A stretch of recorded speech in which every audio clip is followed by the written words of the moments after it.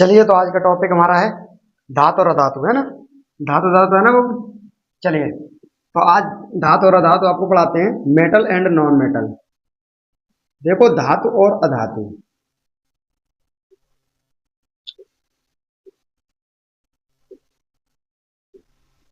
अब लोग सभी लोग शांति से बैठ जाओ। और देखो, ये टॉपिक ना, ये बहुत थोड़ा सही समझना। इसमें ना आपको अच्छी तरीके से केमिकल रिएक्शन जो भी आएंगे ना, धातु धातु से लेकर, वो सारे आपके कंप्लीट हो जाएंगे अच्छी तरीके से। तो उसके लिए आप टेंशन ना लो, ठीक है। लड़कियां लोग सारे सही सही से बैठ जाओ। तो काहे को एक दूसरे सीट पे बैठ जाओ, बैठ जाओ शांति से, ठीक है। अरे तो तुम काहे को उसकी सीट पे बैठे हो, हट जाओ ना। बिल्कुल भाई, नहीं मानने वाले है ना, नहीं मानोगे। वो कहावत कहते हैं ना कि नारायण संसार में भूपत भय अनेक, मैं मेरी सब करत रहे संग न ले गए एक। भाई तुम लोग करे बैठे हो पागल, नहीं तो। अरे बैठ जाओ यार साइड, सभी लोग साइड थोड़ा हो जाओ। ये सीटों की व्यवस्था है, आराम से बैठ जाओ, ठीक है। चलिए देखो, धातु और अधातु। धातु और अधातु। हाँ, बैठ जाओ शांति। चलिए देखो, बताते हैं धातु और अधातु बाबू क्या है। आज का जो टॉपिक है ना, धातु और अधातु के ऊपर ही रहेगा। और आपको धातु और अधातु का जो चैप्टर है, ये हाई स्कूल का क्लास, हाई स्कूल का साइंस की किताब का है ना। Chapter number third, part third third है ना। चलो कोई बात नहीं, थर्ड और फोर्थ जो भी है, आप ये धातु और अधातु इस वीडियो में पूरा कंप्लीट करा दिया जाएगा, ठीक है। और आप लोग ध्यान रखना बाबू, और बबनी लोग दोनों लोग ये ध्यान रखना, ये आपका कैमरा, कैमरा चल रहा है ना। हाँ, ये तुम लोगों को ये कैमरा चल रहा है, इस पे लाइव पे भी तुम्हें यूट्यूब पे भी मिल जाएगी, ठीक है। अगर नहीं यहाँ पर तुम पहले आते, यहीं पे आपका कंप्लीट हो जाएगा। जो डाउट रह जाता है वो आप लोग यूट्यूब से जाकर सर्च करके यहाँ पर देख लेना जाके, ठीक है। और जिस लोगों ने भी चैनल को सब्सक्राइब नहीं किया, फटाक से अपने मोबाइल को खोलकर चैनल को सब्सक्राइब कर लेना, अपने सर वाले चैनल को। समझ आया कि नहीं आया? जो भी है सभी लोग चैनल को सब्सक्राइब कर लेना, और जाके तुम लोग ये जो पढ़ा रहे हैं, ये सारी वीडियो आपको यूट्यूब पे मिल जाएगी जाके, ठीक है। कैमरा स्टार्ट है, कैमरा स्टार्ट है ना अपना, चल रहा है। हाँ तो ठीक है, तो ये कैमरा स्टार्ट है। यहाँ पर आपको पूरा प्रॉपर तरीके से ये वीडियो जो आपको पढ़ाने वाले हैं, ये पूरी वीडियो आपको उसमें यूट्यूब पे मिल जाएगी, ठीक है बाबू।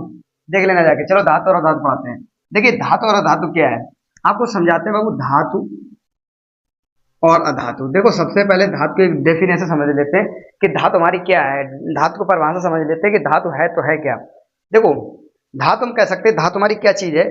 धातु अगर सिंपल तरीके से देखी जाए तो धातु वे तत्व, या वो हो सकते हैं वे तत्व जो हमारे विद्युत के सुचालक, क्या होते हैं, विद्युत के सुचालक, आघात वर्धनीय, तन्य एवं ध्वनिक, का गुण पाया जाता है, उसको क्या कहते हैं, हम धातु कहते हैं, ठीक है। सिंपल तरीके से आप ये बोल सकते हो, जो हमारे विद्युत के सुचालक एवं आघात वर्धनीय, तन्यता का गुण एवं ध्वनिक का गुण पाया जाता है, उसको हम क्या बोलते हैं, धातु बोलते हैं। अब देखो बाबू, समझाते हैं। हमने बोला आपको अ, सुचालक, सुचालक, सुचालक हमने बोल दिया। सुचालक के बाद क्या है, जैसे सुचालक हमारा हो गया, तन्य हो गया, तन्यता का गुण हो गया, ठीक है। आघात वर्धनीय हो गया, ध्वनिक हो गया। तो ये बाबू क्या है, देखो धनिक माने होता है ध्वनि। और धातुएं जो हमारी होती है ना, वो कठोर होती हैं। कैसे होती हैं? कठोर होती हैं, वो मृदु नहीं होती हैं। मृदु माने वाले बाबू होता है हमारा कमजोर, लेकिन कठोर माने क्या होता है, बहुत मजबूत। तो धातुएं जो हमारी होगी वो कैसे होगी, कठोर होगी। विद्युत की सुचालक होगी हमारी, ठीक है। जिसमें जो विद्युत मतलब की हीट जो होगी, टेम्परेचर होगा, वो एक जगह से दूसरी जगह जा भी सकता है। समझा कि ना, ये क्या है विद्युत का मतलब कि ये धातुओं का इनका लक्षण है। इनमें तन्यता भी होगा। देखो तन्यता, ये सारी आपको एक एक करके हम टॉपिक अच्छे समझा देते हैं। समझा कि नहीं आ गया? देखो, इस क्लास में आपको पूरे तरीके से प्रॉपर जो भी आपका धातु और अधातु जो भी डाउट है, वो सारे आपके कंप्लीट हो जाएंगे आज। आप इसलिए टेंशन ना लो। और जो भी कुछ बचता है, वो आपको नहीं यहाँ पर थोड़ा कहीं दिक्कत अगर आ रही है, तो आप यूट्यूब पर जाकर सर्च कर लेना सूरज ज्ञान सेंटर। और नहीं आता सूरज ज्ञान सेंटर W4T डालना, तुरंत ही आपका चैनल हमारा ऊपर ही आ जाएगा। उसको सब्सक्राइब करके और ये वीडियो आप अपनी देख सकते हो, वो जो कि आपके धातु और अधातु के नाम से मिल जाएगी यहाँ पे।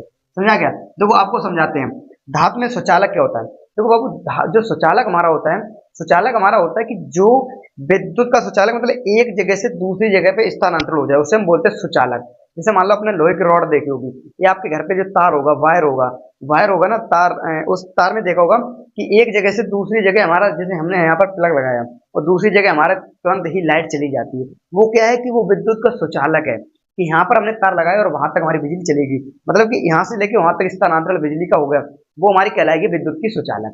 समझा कि नहीं है क्या? वो क्या कहलाएगी? विद्युत की सुचालक कहलाएगी। उसके बाद है तन्यता। तन्यता का मतलब वह गुण है कि जिसको हम खींचकर बगैर टूटे किसी लंबा या खींचा जा सकता है, लेकिन टूटना नहीं चाहिए, या खींचा जा सकता है, उसको हम क्या बोलते हैं? तन्यता बोलते हैं। मान लो ये मार्कर है, इस मार्कर को अगर हम खींचे, अगर खींचने के इस पे अगर हम ताकत लगाएंगे, फोर्स लगाएंगे, तो ये क्या होगा? ये हमारा टूट जाएगा। तो ये टूट जाएगा तो इसका मतलब ये तने नहीं है। लेकिन अगर भाई हम रबर ले लें, एक रबर, रबर को ऐसे खींचे, या मान लो लोहा है, लोहे को गर्म करके अगर उसको हम पीट पीट के उसको बड़ा करना चाहे, तो वो बड़ा हो जाएगा, लेकिन उतना बड़ा नहीं होगा जितना बड़ा हमारा जो सबसे ज्यादा तन्यता या आघात वर्धनीय होता है।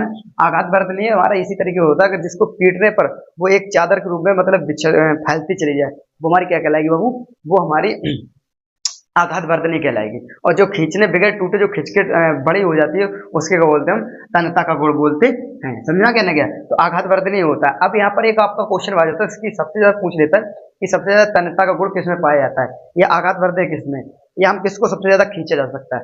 तो बाबू ध्यान रखना, सबसे ज्यादा जो तन्यता गुण होता है वो हमारा होता है सोने में। अब ये स्लीपिंग वाला सोना नहीं है, गोल्ड वाला सोना। समझा कि नहीं क्या? जो गोल्ड वाला हमारा सोना होता है ना, इसको देखो, इसका क्या होता है कि हम इसको इतना कर सकते हैं कि 0.0001 मिलीमीटर, 0.0001 मिलीमीटर तक, मिलीमीटर क्या वो लिख दिया मैंने, मिलीमीटर तक इसको लंबा किया जा सकता है। समझा गया नहीं? आप समझ सकते हो, 0.0001 मिलीमीटर तक लंबा खींचकर किया जा सकता है। ये सोने सबसे ज्यादा, ये जो हमारा सोना होता है, ये सबसे ज्यादा ये तन्यता होता है और सबसे ज्यादा ये खींचता है। समझ आ गया? नहीं आ गया? आघात वर्धनी हो गया हमारा, तन्य हो गया, सुचालक हो गया। अब बच्चा क्या हमारा? ध्वनिक बच्चा। देखो, ध्वनिक मतलब बाबू होता है कि जिन वस्तुओं को पीटने पर या जिसपे हम किसी चीज को फोर्स लगाने पर उसमें जो आवाज निकलती है, उसको हम ध्वनिक बोलते हैं। ध्वनि माने क्या होता है? आवाज निकलना। समझा गया?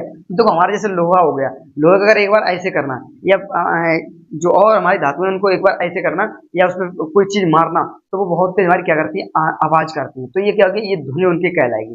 क्या वो कहलाएगी? ये हमारी ध्वनि कहलाएगी। इतनी बात समझ आएगी? नहीं सब क्या आएगी समझ में? ठीक है, तो ये क्या चीज होगी? ये इसकी हमारी ये हमारी धातु की चीजें कहलाएगी। तो धातु का आप सिंपल तरीके से डेफिनेशन कर सकते हो कि धातु वे या वे तत्व जिसमें विद्युत का सुचालक एवं आघात वर्धनीय तन्यता का गुण पाया जाता है, उसको हम क्या बोलते हैं? धातु बोलते हैं। समझा क्या? इसी तरीके से हमने आपको सुचालक, विद्युत के सुचालक बता दें, क्योंकि हमारी विद्युत की सुचालक होती भी है। धातुएं जितनी हमारी होंगी वो कैसी होंगी? विद्युत की सुचालक होंगी। समझा क्या? नहीं आ गया? और उसमें क्या होगा? तन्यता गुण पाया जाएगा, आघात वर्धनीय होंगी, और हमारी ये कठोर होंगी। समझा गया? नहीं आ गया? ये कैसे होंगी? हमारी कठोर होंगी। कौन? धातुएं। लेकिन यहाँ पर देखो, सबसे बड़ा अपवाद बताते हैं। यहाँ पर पूछ लेता है कि वह कौन सी चीज है जो अधातु होने के बाद सबसे ज्यादा कठोर है? सबसे ज्यादा कठोर है, अधातु भी है लेकिन सबसे ज्यादा कठोर भी है। समझा गया? नहीं आ गया? देखो, अब यहाँ पर अपवाद हम बताते हैं कि सबसे ज्यादा कठोर भी है और अपवाद भी है। तो अपवाद में कौन है? हमारा हीरा। बाबू हीरा जो हमारा है ना, वो एक ऐसा है कि सबसे ज्यादा कठोर है, सबसे ज्यादा कठोर है, उसके बावजूद भी ये क्या है? ये अधातु है। ये धातु, हीरा हमारा धातु नहीं है, ये सबसे ज्यादा कठोर है। तो यहाँ पर ये अपवाद आ जाता है, कभी भी पूछ लेता है कि वह कौन सी चीज है जो सबसे ज्यादा कठोर है लेकिन धातु नहीं है। तो आप लोग ध्यान रखना, ये क्या? हमारा हीरा है। चलिए आगे बढ़ते हैं, अब हम अधातु तरफ। क्या बढ़ते हैं? अधातु तरफ। चलिए बाबू देखो, अधातु।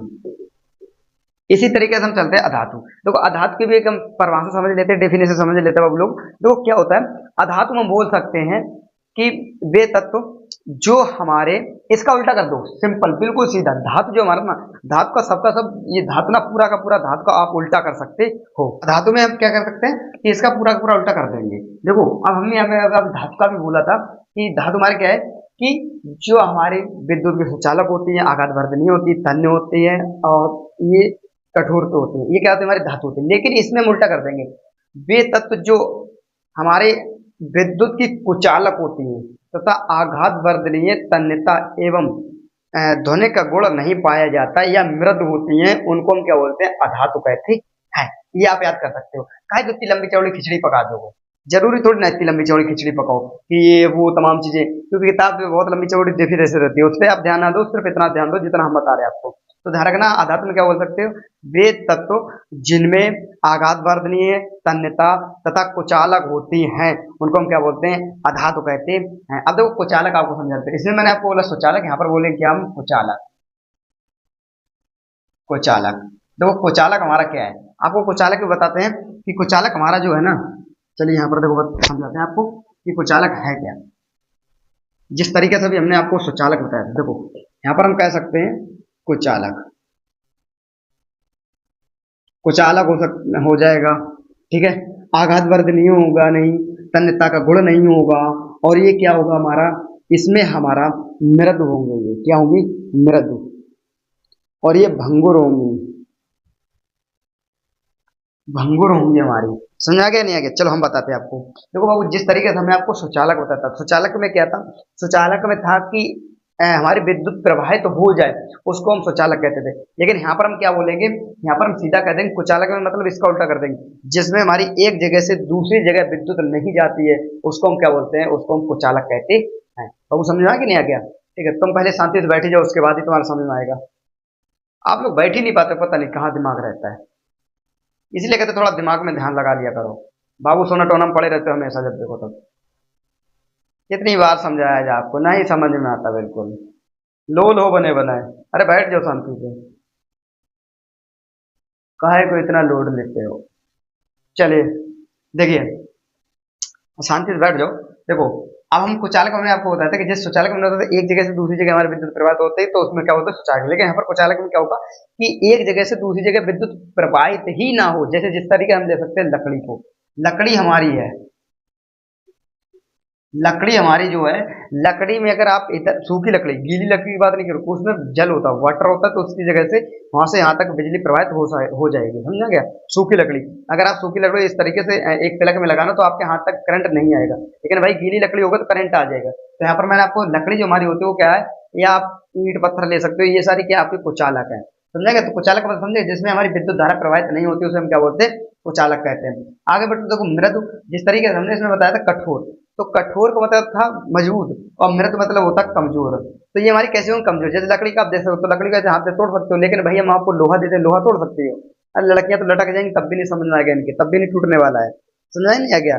तो ये क्या हो, ये मृद होता है। भंगुर हमारी आघात वर्दी, ये गुण इसमें बिल्कुल भी नहीं पाएंगे, तन्यता का भी गुण नहीं होगा। अब मान लो लकड़ी को आप पीटने चाहो या इसको खींचने की कोशिश करो, तो ये तुरंत टूट जाती है ना अपनी, टूट जाती नहीं, टूट जाती है। आप लोगों ने देखा ही होगा, घर पे लकड़ी चूल्हे पर बनाती नहीं, बनाती हो खाना ना, हाँ तो देखा होगा उस पे, अगर उसको खींचो ना तो तुरंत टूट जाती है। तो उसमें क्या होता है कि इसमें तन्यता का गुण नहीं होता, आघात वर्धनीय नहीं होती है, ये सारी हमारी क्या होती है, ये सारी की सारी हमारी क्या होती है, अधातुएं होती हैं। आगे बताते हैं आपको, देखो यहाँ पर मैंने अभी आपको बताया था कि हीरा जो हमारा होता है ये अपवाद में होता है, लेकिन यहाँ पर आप कह सकते हो कि यहाँ पर अपवाद क्या है कि हीरा जो है वो अधातु है लेकिन कठोर है। मैंने भी आपको बताया कि अधातु हमारी कैसे होंगी, मृद होंगी, मतलब कमजोर होंगी, लेकिन हीरा जो हमारा है अधातु पर सबसे ज्यादा कठोर है, क्योंकि ये अपवाद है। तो इस पे आप ध्यान मत देना बिल्कुल भी, समझा कि नहीं आ गया।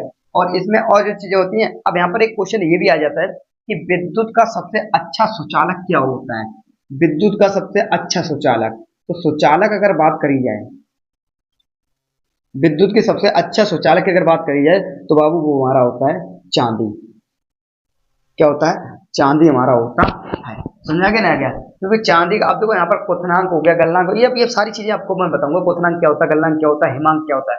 ये क्योंकि ये द्रवांक जैसे बोलते हैं, हिमांक बोलते हैं, तो ये बहुत सारी चीजें होती है जिनको बच्चों को नहीं पता होता। लेकिन टेंशन ना लो, हम हैं तो सब कुछ आपके लिए, कोई चीज इतनी कठिन नहीं कर लेंगे, ठीक है, बिल्कुल सरल तरीके बता देंगे। तो ध्यान रखना, विद्युत की सबसे अच्छी सुचालक जो होती है ना, वो क्या होती है, हमारी चांदी होती है। अब मान लो अगर आप कोई मोटर है, उस मोटर आपके घर पे देखा होगा, पंखे के लगे तो पंखे फूक जाते, तो आप गए कॉपर का तार हवा लेते जाके हो, समझा कि नहीं गए। क्योंकि जैसे सोना चांदी को और ये सब चीजें छोड़ के ना, थोड़े और होते हैं, जैसे सोना छोड़ दो, चांदी छोड़ दो, इनको छोड़ने के बाद जो हमारा आता है ना सबसे अच्छा सुचालक आता है, वो हमारा कॉपर आता है, कॉपर, ठीक है, सीयू।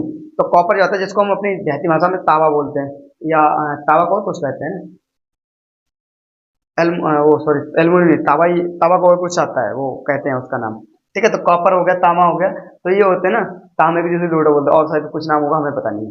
ठीक है। तो ये इनको छोड़ने के बाद जो सबसे अच्छा शौचालय होता है वो हमारा कॉपर होता है। इसलिए आप देखो मोटर में जाके भरवा लेते हैं, एकदम तांबे का तार भरवा लेते हैं या कॉपर का तार भरवा लेते हैं। कॉपर का तार भरवा तो लेते हैं, लेकिन अब पता चले आपको, हमने आपको बताया कि सबसे अच्छा शौचालय हमारे क्या चांदी होता है। अब आप लोग भर के जाओ चांदी, तो पूरा पता है जितने मोटर ने उतने ज्यादा उसमें चांदी भर जाएगी। लेकिन ध्यान रखना, अगर एक बार चांदी को भर गया ना तो पुछते भी जाएंगे तब तक ये फूकेगा नहीं, क्योंकि चांदी सबसे अच्छी क्या होती है बहू, तो चालक होती है, तो इससे फूकेगा नहीं। लेकिन ऐसा नहीं, क्योंकि जितने का आपका मोटर नहीं उतने से ज्यादा ये चांदी भरवा ही ले लेगा। समझा कि नहीं आ गया? तो इसलिए ये चांदी सिर्फ हमने बता दी कि अगर आपसे कोई पूछता है विद्युत की सबसे अच्छे शौचालय क्या है, ये आपका ऑप्शन में भी आ सकता है, ऑब्जेक्टिव टाइप में भी आ सकता है ये क्वेश्चन कि विद्युत का सबसे अच्छे शौचालय क्या है, तो आप बता सकते हो चांदी, तुरंत ही क्वेश्चन आप एक लगा सकते हो। ठीक है, अब आपको बताते हैं, देखो आगे चलते हैं कि बहुत सारे डाउट आपके अलग अलग रहते हैं, जैसे हिमांक हो गया, द्रवांक हो गया। ठीक है, अभी ये चीजें बताएंगे, लेकिन यहाँ पर आया है कि कुछ चीजें ऐसी आती हैं, जैसे पूछ लेता है कि धातुएं जो हमारी होती हैं ऑक्सीजन के साथ क्रिया करके क्या बनाती हैं। तो चलिए आपको हम ये बताते हैं आपको आगे। देखिए बाबू, अब जब हमारी धातुओं की जब ऑक्सीजन के साथ क्रिया आती है, जैसे मान लो मैग्नीशियम हमारी क्या है, धातु है। मैग्नीशियम हमारी क्या है, जिसको Mg लिखते हैं। मैग्नीशियम मैंने बोले जो धातुएं हमारी ऑक्सीजन के साथ क्रिया, मतलब O2 के साथ जब क्रिया करती है तो क्या बनाती है। तो बाबू बहुत सारी ये कंफ्यूजन बना रहता है कि अगर हमारी धातुएं ऑक्सीजन के साथ क्रिया करेंगे तो क्या बनेगा। टेंशन ना लो आप लोग, जब हम हमारी, देखो सिंपल तरीके से बताएंगे, जब हमारी धातु जो हमारी होगी, धातु जो हमारी होगी, धातु जब ऑक्सीजन के साथ क्रिया करेगी, जब ऑक्सीजन के साथ क्रिया करेगी तो ऑक्साइड बनाएगी, धातु ऑक्साइड, ऑक्सीजन। जब ये ऑक्सीजन के साथ क्रिया करेगी तो ये क्या बनाएगी, धातु ऑक्साइड बनाएगी, धातु ऑक्साइड। जैसे देखो मैग्नीशियम अगर हम O2 की अगर करवाते हैं तो बाबू ये क्या बनेगा, MgO। ठीक है, और आगे टॉयस लगा देंगे, यहाँ पर भी टॉयस लगाएंगे, ये हमारी क्या होगी, वैलेंसी बराबर होगी। क्योंकि वैलेंसी बराबर करना हमने आपको पहले चैप्टर में समझाया था ना, समझाया था। ठीक है, जिसमें हमने वैद्युत जो हमने अपक्रिया समझाई थी, है ना, रासायनिक अभिक्रिया, हाँ वही वाला। तो उसमें, तो इसमें तो समझाइए, तो पहले से ही बराबर करना, इसलिए हम क्यों हमने बराबर दोनों करते हैं। देखो हमने बताया जब धातु की ऑक्सीजन के साथ जब क्रिया कराते तो धातु ऑक्साइड बनता बाबू, क्या बनता, धातु ऑक्साइड। तो देखो यहाँ पर ये मैग्नीशियम था, ये क्या था हमारा मैग्नीशियम, ये था ऑक्सीजन, जो आगे क्या बन जाएगा, ये मैग्नीशियम ऑक्साइड बन गया जाके, क्या बन गया, मैग्नीशियम ऑक्साइड बन गया। तो आप लोग इतना ध्यान रखना कि जब जब हमारी धातु किसी ऑक्सीजन के साथ क्रिया करेगी तो ये धातु ऑक्साइड बनाएगी ही बनाएगी। समझा गया नहीं आ गया? चलिए अब बताते हैं आपको हम कि अब ये चीज समझ आ गई होगी कि धातु जब हमारी ऑक्सीजन के साथ क्रिया करती है तो क्या होता है, धातु ऑक्साइड बनाती है। अब आपको मैंने अभी बताया था कि आपको बता देते हैं गलनांक, क्वथनांक और हिमांक क्या होता है, क्योंकि इसमें बहुत बड़ा डाउट रहता है आप लोगों को, है ना, पता नहीं किसी को पता है, किसी को नहीं पता है ना। चलो हम बताते हैं आपको। अच्छा गलनांक पता है, चलो कोई बात नहीं, गल और हम आपको आगे बताते हैं। देखो गलनांक, गलनांक हमारा जो होता है, गलनांक, गलनांक हमारा होता है, हिमांक होता है और क्वथनांक होता है। देखो अब आपको बता दें, इस द्रवांक को लिखा होगा, द्रवांक देखो लिखा होगा उसमें, है ना। चलो कोई बात नहीं, तो आपको गलनांक बताते हैं।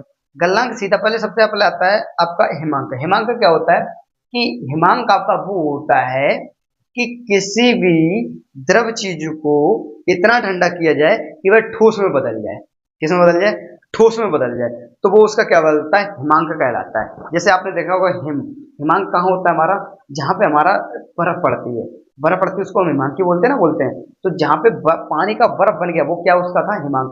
अब जैसे हम -डिग्री सेल्सियस में ले जाएं, -डिग्री सेल्सियस में अगर हम ले जाते हैं तो द्रव का क्या, जो पानी होता है वो क्या बन जाता है, ठोस, मतलब बर्फ बन जाता है, ठोस बन जाता है, तो वो उसका हिमांक कहलाएगा। अब जीरो बदल, मान लो -5 डिग्री है, -10 डिग्री है, माइनस कितने 50 डिग्री बढ़ रहा है, कितने को बढ़ रहा है, वो उसका डिग्री जो बनेगा वो उसका कहलाएगा क्या, हिमांक कहलाएगा।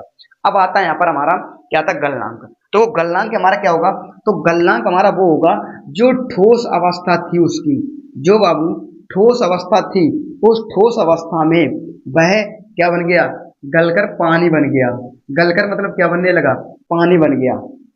सॉरी, क्या लिख रहा हूँ मैं, ठोस अवस्था से क्या बनने गया, पानी बनने लगे, या द्रव की अवस्था में बदलने लगा। यहाँ पर द्रव हम लिख सकते हैं, क्या लिख सकते हैं, द्रव, द्रव की अवस्था में जो चलने लगा तो भाई उसका क्या कहलाएगा, गलनांक कहलाएगा। जैसे मान लो हमारा लोहा है, लोहा को अगर एक हम टेम्परेचर, हाई टेम्परेचर दे, 1500 डिग्री का टेम्परेचर देते हैं तो वो क्या होगा कि हमारा द्रव के रूप में बहने लगेगा। समझा गया ना, कि द्रव के रूप में बहने लगेगा, तो इसका ये क्या कहलाएगा, गलनांक कहलाएगा। क्योंकि 1500 या 1600 डिग्री हमने जो दिया, तो वो क्या हो गया उसका मतलब कि वो द्रव बन गया, तो उसका क्या हो गया, ये गलनांक हो गया। तो हिमांक कौन सा, तो जो हमने द्रव अवस्था में ठोस अवस्था में परिवर्तन किया था, द्रव अवस्था से ठोस अवस्था में परिवर्तन किया था, वो उसका हिमांक था। लेकिन अब जो हमने उसे टेम्परेचर देकर द्रव अवस्था में परिवर्तन किया, वो उसका गलनांक कहलाएगा। अगला आपका क्वथनांक आता है। देखो क्वथनांक में क्या होगा, क्वथनांक बाबू देखो, क्वथनांक हमारा जो द्रव बन गया, ये द्रव देखो सिंपल तरीका है, जो हमारा ये द्रव बन गया, हमने और ज्यादा टेम्परेचर दिया, तो जिस टेम्परेचर पे वह गैस बनने लगा, जो हमने टेम्परेचर दिया और ज्यादा हाई पावर का टेम्परेचर दिया, तो हाई पावर टेम्परेचर देने के बाद जो वो गैस में परिवर्तन हो गया, वो उसका गलनांक वो उसका क्वथनांक कहलाएगा। अब मान लो हमने 15 यहाँ पर मानते हैं कि इसको मैंने 1500 डिग्री सेल्सियस दिया था, 1500 डिग्री हमने और बढ़ा दिया, यहाँ पर दे दिया 2500 डिग्री सेल्सियस, 2500 डिग्री सेल्सियस दिया, तो 2500 डिग्री सेल्सियस देने के बाद जो हमारा लोहा था वो हमारा गैस में परिवर्तन होने लगा। तो ये गैस में परिवर्तन होने की प्रक्रिया जो कितना 25 डिग्री, ये इसका क्या कहलाएगा, ये इसका क्वथनांक कहलाएगा। समझ आ गया नहीं आ गया? चलिए आगे बढ़ते हैं। अब हम ये चीज समझ आ गई ना, ठीक है, चलो आगे बढ़ते हैं। अब हमारा यहाँ पर ये इतनी चीज खत्म होने के बाद ये आप लोग सारे लोग नोट करते रहना है, समझा गया नहीं गया, ये नोट करते रहना, ठीक है, नोट करते रहना। और जो लोग हमारे यूट्यूब पर देख रहे हैं वो लोग इसका स्क्रीनशॉट ले लें या कॉपी पेन लेके बैठे, जो कि हमारे इसको नोट करते रहे, जो आपको बहुत हेल्पफुल मिलेगी, ध्यान रखना, बहुत आपको सहायता देगी। चाहे इंटर का बच्चा कोई किसी का भी हो, ये आता सब में है, ठीक है। कुछ चीजें ऐसी हैं जो कि हम आपको इंटर की बता रहे चले आ रहे हैं, और आपको ये ध्यान रखना जो एनसीईआरटी का ये सारा बेस है, पूरा का पूरा एनसीईआरटी। तो इसलिए जो भी हमारे अगर यूट्यूब पे जो वीडियो देख रहे हैं या जो भी छात्र देख रहे हैं, वो सारे लोग अपने कॉपी पेन लेके बैठे और इसको नोट करते चलिए। चलो आगे बताते हैं। अब आपको ये लिख लिया ना, चलिए आगे बताते हैं। अब आपको बताते हैं जो हमारी धातु है ना बाबू, धातुएं जो हमारी हैं, इन धातुओं का क्या होता है कि धातुओं के किस प्रकार से हम धातुओं को प्राप्त कर सकते हैं, धातुओं की आज हम प्राप्ति अब आपको बताते हैं। चलिए देखो, अब आपको क्या बताते हैं धातुओं की प्राप्ति। ये धातु जो अधातु है, समझे, ये टॉपिक बहुत थोड़ा लंबा भी है, लेकिन टेंशन नहीं लो, आपको सब समझा दिया जाएगा। अब देखो, अब हम आपको यहाँ पर बताते हैं धातुओं की प्राप्ति, धातुओं की प्राप्ति मतलब धातुओं को हम किस तरीके से प्राप्त कर सकते हैं। तो बाबू देखो, धातुएं जो हमारी होती है दो रूप से प्राप्त हम करते हैं, दो रूप से प्राप्त करते हैं। कौन कौन सा रूप हमारा प्राप्त होता है, समझा? किसी को पता है इधर लड़कों में, किसी को पता है? हाँ बताओ, है? चलो नहीं पता। देखो, एक तो हम कह सकते हैं मुक्त अवस्था में, मुक्त अवस्था में, ठीक है। एक क्या होता है मुक्त अवस्था में, और एक होता है अयस्क अवस्था में, अयस्क अवस्था में। किसमें हो गया मुक्त अवस्था में और अयस्क अवस्था में। देखो मुक्त अवस्था में और अयस्क अवस्था में क्या हो सकता है, जैसे मुक्त अवस्था की अगर हम बात करें, सॉरी यहाँ पर अयस्क, हाँ मुक्त अवस्था हो गया, यहाँ अयस्क नहीं, यहाँ पर होगा यौगिक, यौगिक अवस्था हो गई, ठीक है बाबू, यौगिक, यौगिक अवस्था। देखो मुक्त अवस्था में क्या होगा, मुक्त अवस्था में जैसे हमारा सोना हो गया, चांदी हो गया,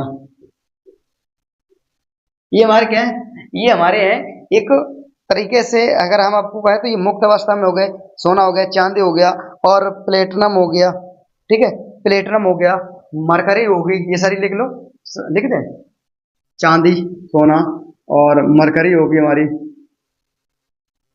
प्लेटिनम हो गया, प्लेटिनम, ये हमारे क्या है, ये मुक्त अवस्था में सब पानी वाली चीजें हैं, मुक्त अवस्था में, ठीक है।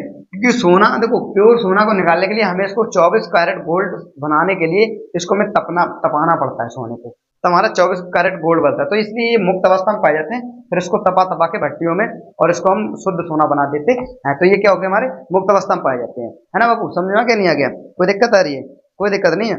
अब देखो आगे बताते हैं आपको यौगिक अवस्था में क्या हो सकता है। देखो यौगिक अवस्था में जैसे हमारा हो गया सोडियम हो गया, लिखते जाओ, सोडियम हो गया, लोहा हो गया, मैग्नीशियम हो गया,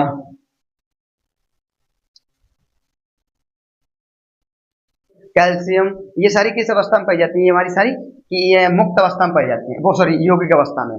ठीक है, पोटेशियम हो गया, ये बता देना, तो यहाँ पर लिख सकते हो सोडियम, लोहा, मैग्नीशियम, पोटेशियम, ये सारी किस अवस्था में पाई जाती है बाबू? ये सब की सब हमारी यौगिक अवस्था में पाई जाती है। तो इस रूप में हम इनको प्राप्त भी कर सकते हैं, समझा गया? एक तो कौन सी अवस्था में? मुक्त अवस्था में प्राप्त होती है, और दूसरी हमारी यौगिक अवस्था में प्राप्त होती है। तो धातुओं को हम दो तरीके से प्राप्त कर सकते हैं, एक मुक्त अवस्था में और एक हम यौगिक अवस्था में।